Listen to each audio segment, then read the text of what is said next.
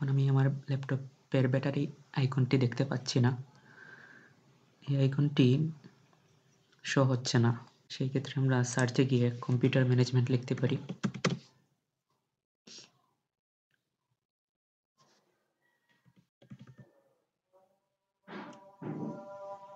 Computer management.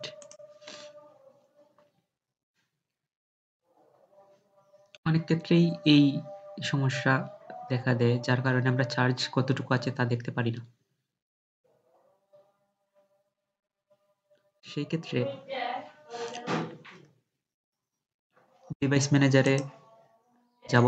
Device manager থেকে ব্যাটারিতে যাব।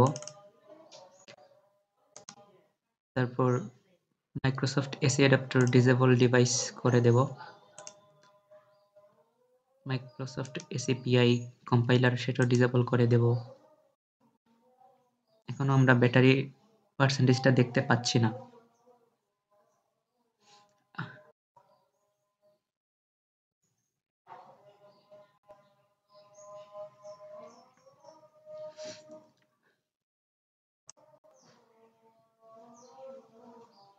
আবারও রাইট ক্লিক করে মাইক্রোসফট এসি অ্যাডাপ্টারটা এনেবল করে দেব।